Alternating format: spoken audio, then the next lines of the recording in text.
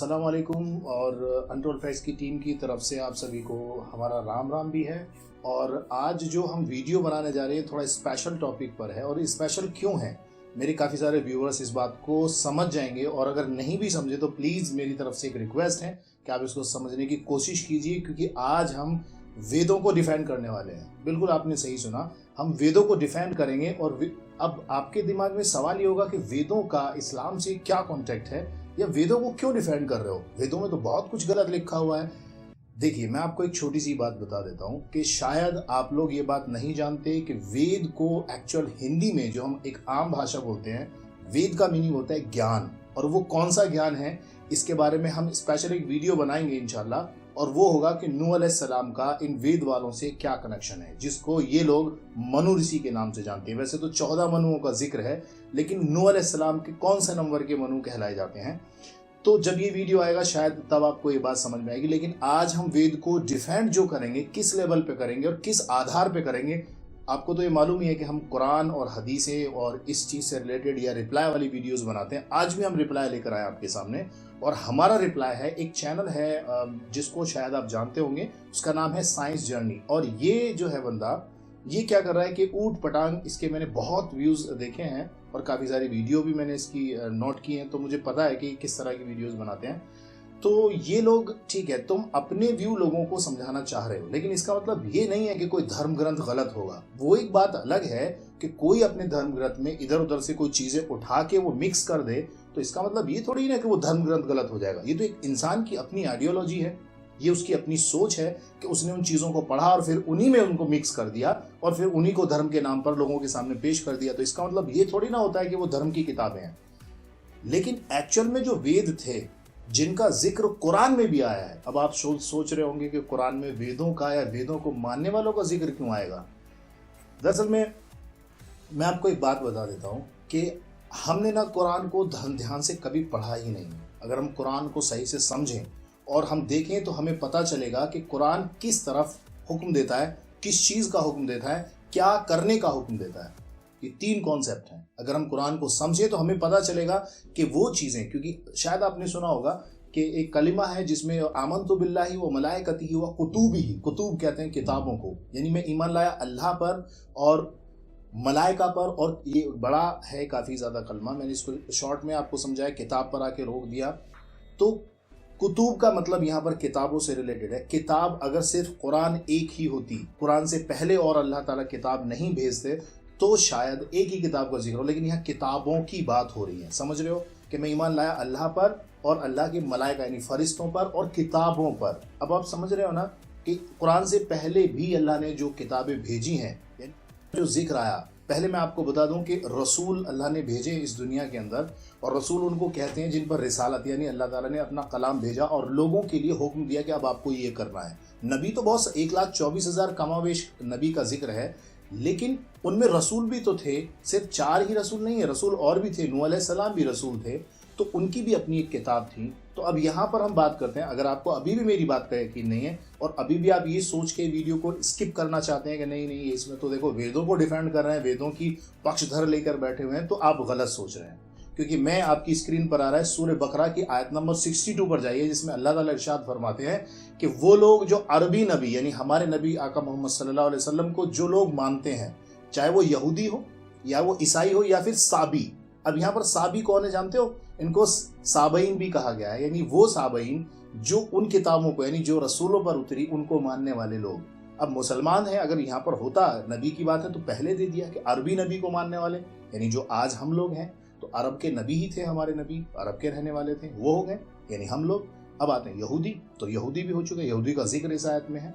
और अब बात आती है ईसाई, ईसाई भी हो गए कि जो एक अल्लाह पर यकीन रखते हैं, क़यामत के दिन पर यकीन रखते हैं, तो उनका बदला अल्लाह के जिम्मे है। यहाँ पर ये बात, तो ये साबी या साबईन जो जिक्र आया वर्ड, यहाँ पर कुरान की आयत आपके सामने थी, आपने देख लिया इसमें कि क्या लिखा हुआ है।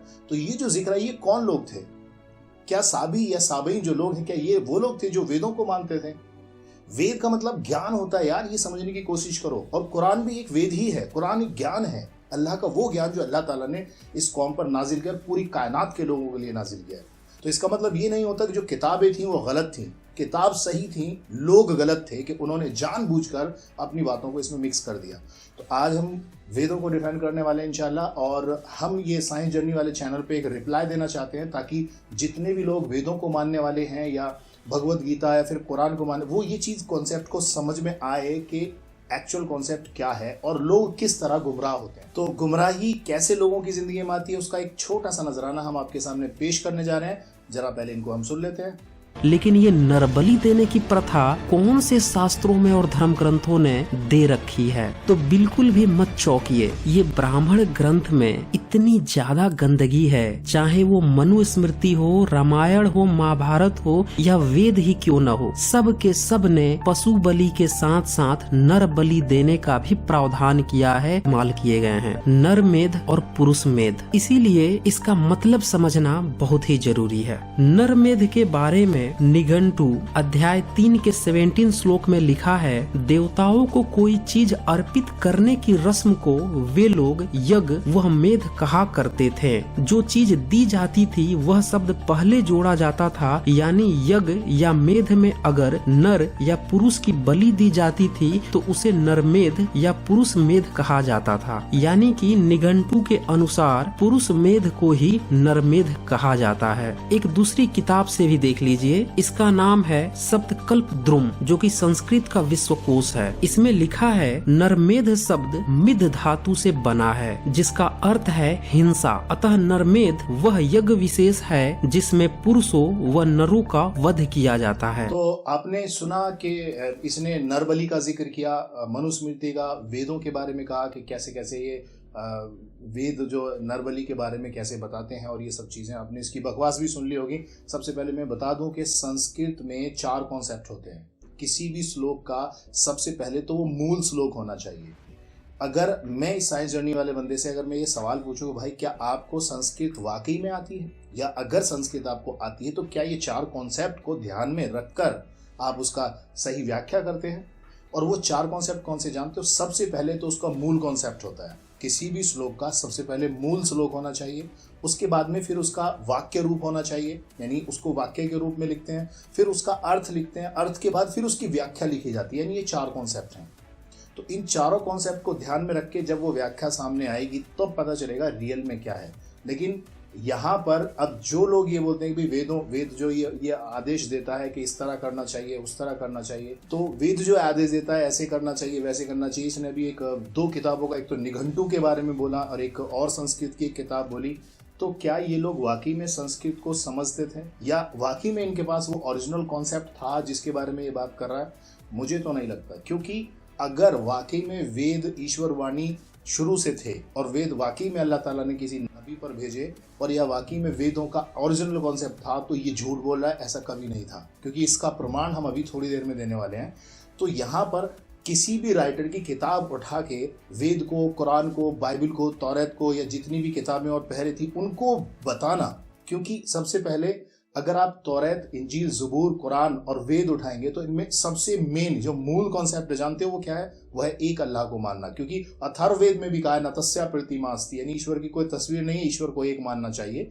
और ऋग्वेद में भी है श्लोक कि उसमें भी कहा गया कि ईश्वर एक है। कुरान में भी ये कहा गया कि अल्लाह एक है। तौरात में भी ये कहा गया कि अल्लाह एक है। ज़बूर में भी ये कहा गया कि अल्लाह एक है। यानी समझ रहे हो, यानी ये किताबें सिर्फ एक डायरेक्शन की तरफ ले जाती हैं। अब बात आती है कि लोगों ने अपनी तरफ से इनमें मिक्स करने का कॉन्सेप्ट कैसे शुरू हुआ। मिक्स ऐसे किया लोगों ने कि जब इनको लगने लगा कि ये सारी किताबें तो एक ही चीज़ की हुक्म करती हैं तो पूरी कायनात तो एक हो जाएगी। अब शैतानी खोपड़ी तो आप जानते हो कैसी होती है कि लोगों ने अपनी तरफ से, क्योंकि कुछ लैंग्वेजेस जैसे हिब्रू भाषा में ये तौरात और इंजील थे, आज हिब्रू में मिलेंगे नहीं। संस्कृत लैंग्वेज में अब ये अल्लाह बेहतर जानता है कि वो संस्कृत में शुरू से थे या नहीं थे, लेकिन लोगों ने इस लैंग्वेज को अपने कॉन्सेप्ट के हिसाब से बदल दिया और वहाँ पर ऊट पटांग जो उल्टे सीधे श्लोक उसमें डाल दिए। और डालने के बाद अब उसको इम्प्योर कर दिया, यानी वो प्योर बचा नहीं है। अब वो चीज़ बेकार कर दी, और बेकार करने के बाद क्या हुआ कि अब लोगों के सामने पेश करेंगे तो फिर गलत डायरेक्शन जाएगा। लेकिन इसका मतलब ये नहीं है कि वेद गलत है। जो ये सोच रहा है वो गलत है, क्योंकि वेद कभी भी इस तरह का आदेश नहीं देता। वेद में यानी ज्ञान, यानी वो कौन सा ज्ञान जो परमेश्वर और अल्लाह की तरफ से आया था, वो पूरी कायनात को चलाने वाला और सारे लोगों को एक करने वाला है। तो इसीलिए वहां पर इस तरह का कोई कॉन्सेप्ट नहीं होगा जहां पर इसने अभी यहाँ पर नर बलि का जिक्र किया। यानी यहाँ पर जो नर मेधा के बारे में जिक्र आया है, जो इसने बोला, तो इस तरह का कोई कॉन्सेप्ट नहीं है। हाँ, किस तरह का कॉन्सेप्ट है अथर्ववेद की मैं बात करूंगा अभी थोड़ी देर में, लेकिन इसका दूसरा वीडियो देखते हैं।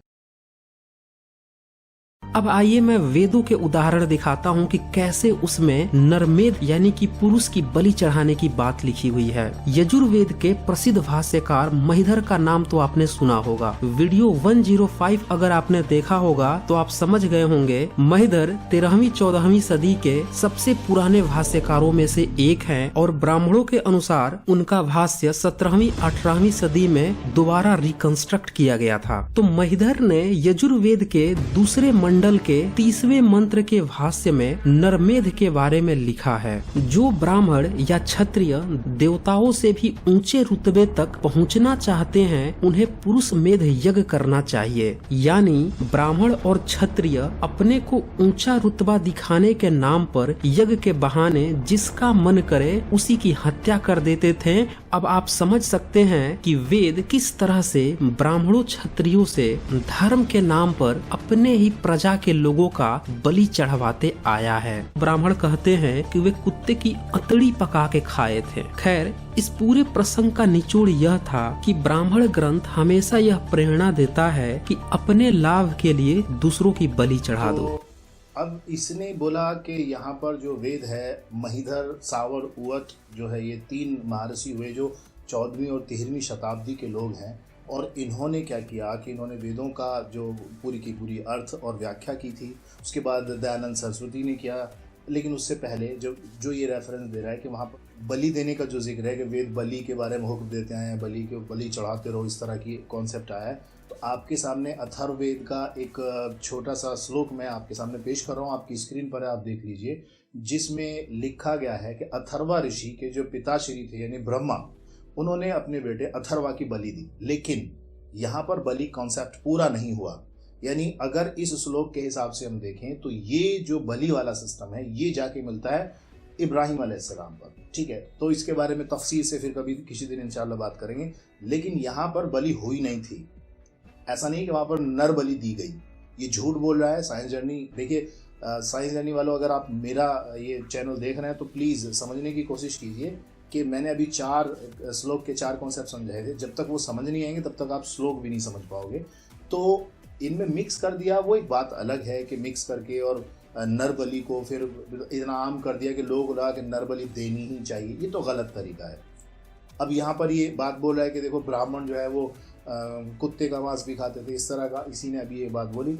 तो ये जो चीज़ है ये तो ब्राह्मणों की अपनी आइडियोलॉजी हुई ना, ये तो उनकी अपनी सोच है कि उन्हें क्या करना चाहिए। क्या इसमें ईश्वर या फिर धर्म ग्रंथ की जो किताबें उनका क्या उल्लेख होता है यार?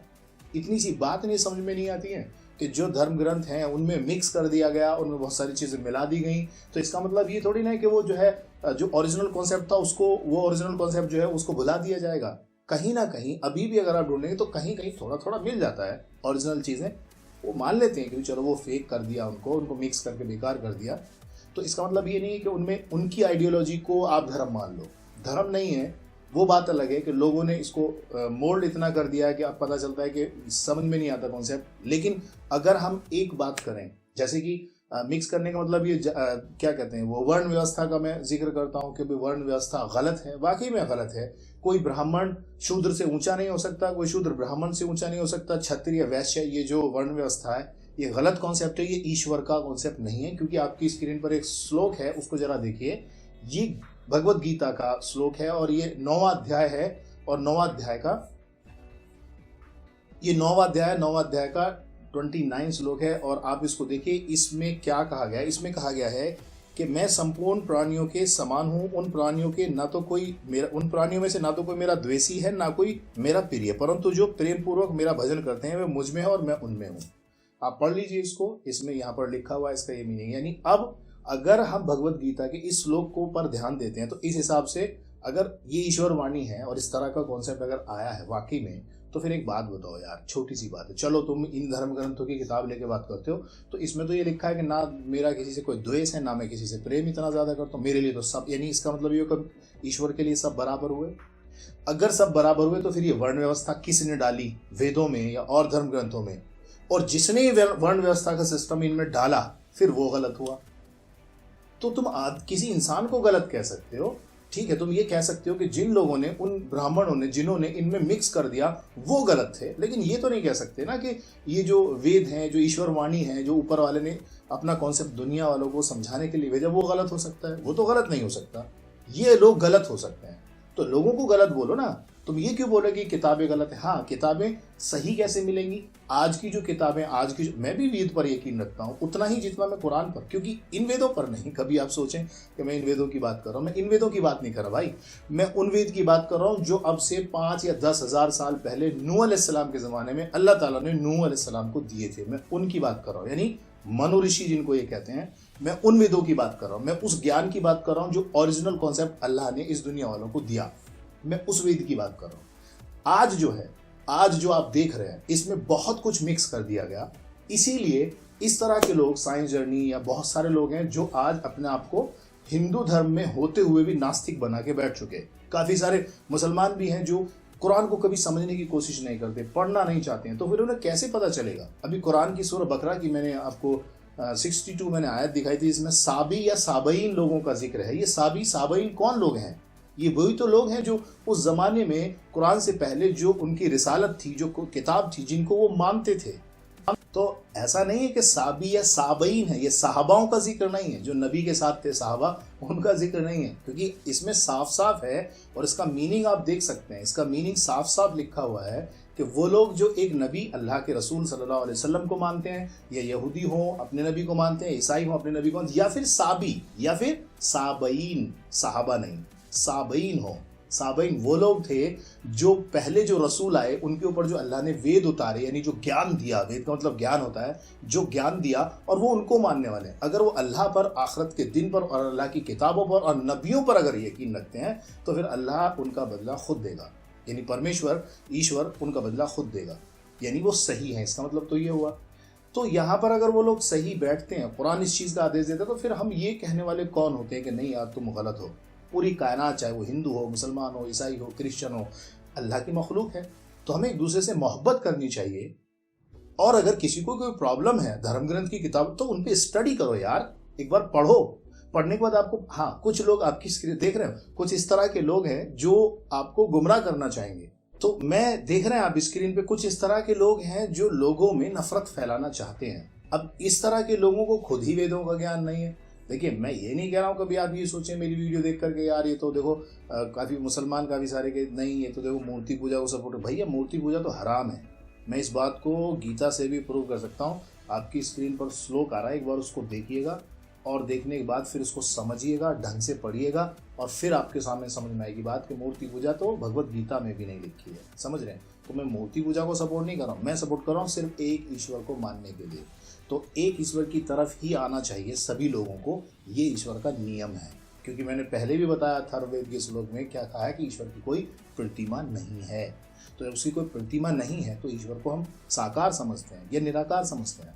अब आप ये डिपेंड करें, अगर आप उसको समझते हैं कि ईश्वर निराकार है तो फिर उसको आकार में हम कैसे लाएं या उसको हम साकार कैसे बना दें? समझ रहे? कुछ लोग सोचते हैं कि देखिए मूर्ति पूजा के थ्रू हम ईश्वर को मानते हैं, क्योंकि वहाँ से जब हम हाथ जोड़ के बैठते हैं उसके सामने तो हमें ईश्वर लगता है। भगवत गीता में ही से मैं प्रूव कर दूंगा इस बात को कि ईश्वर ने मना किया है इस तरह की आदेश के लिए। दूसरी बात, जो ये एनर्जी का कॉन्सेप्ट समझाते हैं कि भाई देखो हम मिट्टी का हमने कोई बुत बनाया और फिर उसके सामने बैठ के हम हाथ जोड़ के बैठ गए तो हम उससे एनर्जी जो निकलती है, यार बस वो छोटी सी एक जो मूर्ति आप जिसके सामने बैठे हो तो उससे ना, फिर तो तुम पहाड़ के सामने बैठो ना, कितना बड़ा पहाड़ होता है, उसमें तो और ज़्यादा एनर्जी निकलेगी, फिर तो तुम्हें सुपरमैन बना देगी वो एनर्जी, है ना। और अगर इससे भी ज़्यादा चाहिए तो तुम ऐसा करो, गड्ढा खोद के कबर बना लो, उसमें जाके सो जाओ 2-3 रात के लिए, सारी एनर्जी सोख लो पृथ्वी की। यार अजीब बात करते हो।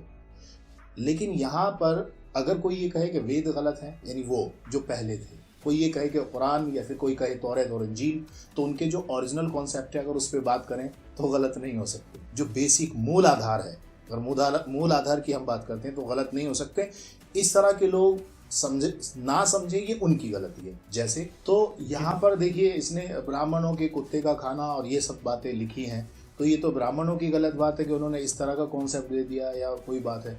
लेकिन ऐसा है कि ईश्वर के एक मूल आधार आज भी बचा हुआ है और हर किताब में बचा हुआ है और क़यामत तक रहेगा। चाहे वो वेद उठा लीजिए, कुरान ले लीजिए, या फिर जितनी किताब पहले थी सब, अल्लाह का शुक्र है कि कुरान ज्यों का त्यों जब से नाजिल हुआ आज तक बचा हुआ है। कुछ लोग इसके बारे में बोलते हैं नहीं जी इसमें तो करप्ट कर, वो सब झूठ बोलते हैं, इसका भी प्रमाण हमारे पास में है।